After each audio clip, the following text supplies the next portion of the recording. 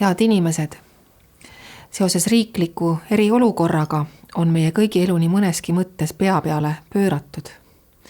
Peame aga praegu meeles pidama, et kõik kehtestatud piirangud on koroonaviiruse leviku tõkestamiseks.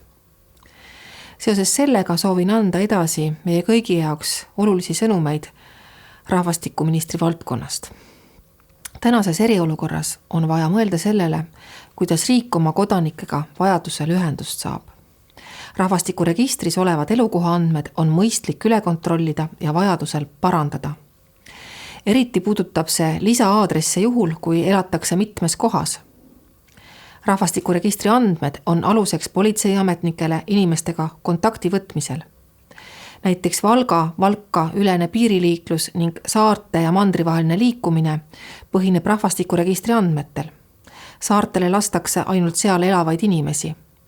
Kui teil on 2 kodu, millest üks asub saarel, siis on viimane aeg kontrollida oma andmed rahvastikuregistris üle ja lisada sinna vajadusel lisa-aadress. Rahvastikuregistri andmeid saab kontrollida ja muuta e-rahvastikuregistrist aadressil rahvastikuregister.ee. Ka keerulistel aegadel sünnivad lapsed ja ma soovin palju õnne värsketele lapsevanematele. Lapse sünd tuleb registreerida kuu aja jooksul. Alates neljapäevast 19. märtsist avame rahvastikuregistris uue teenuse, mille abil saavad lapsevanemad kodust lahkumata oma lapse sünni registreerida. Palun vältige üleliigset ametiasutustes käimist. Lapse sünni saavad e-teenusena registreerida lapsevanemad, sõltumata sellest, kas nad on abielus või mitte. Sünni registreerimine on lihtne ja mugav.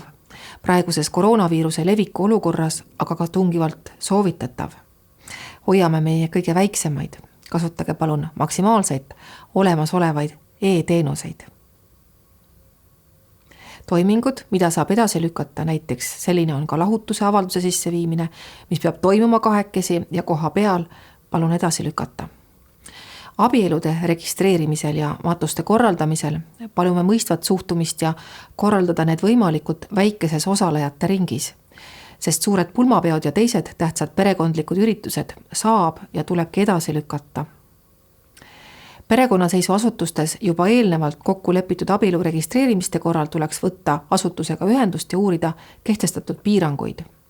On suur tõenäosus, et turvalisuse huvides pääsevad kohaliku omavalitsuse ruumidesse ainult abiellujad.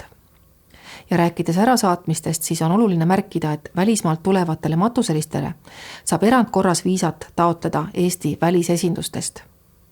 Matuselistele ei kohaldata riiki saabumisel 2 nädala pikkust isolatsiooni. Ka jumalateenistused peab eriolukorrast tingituna ära jätma. Et usklikele inimestele hingekosutust anda, kannab ETV2 edaspidi pühapäeviti hommikuti kell 11 üle jumalateenistusi. Ülekandeid jätkavad ka juba harjumuspärased kanalid nagu Pereraadio, Raadio 7, Vikerraadio ning teatud Facebooki ja YouTube'i kanalid. Eraviisiliste usuliste talituste läbiviimisel tuleb järgida rangeid tervisekaitsenõudeid, et ennetada viiruse võimalikku levikut. Kindlasti tuleb kõik tarvikud, näiteks lusikad ja peekrid pärast iga kasutust hoolikalt desinfitseerida. Ning tugevaid emotsioone tekitavaid sündmusi, kus inimesed üksteise tuge otsivad, nagu seda on matused, käepigistused, kallistused, see kõik on mõistetav ja inimlik, samas rõhutan vajadust hoida võimalusel siiski füüsilist distantsi, et hoida enda ja oma lähedaste tervist ning takistada viiruse kiiret levikut meie seas. Mõistan ka eriolukorrast tulenevaid ebamugavusi, kuid peame kõik koos pingutama, et käesolevast tervisekriisist võitjatena välja tulla. Ja lõpetan meie tuleviku ehk noortega.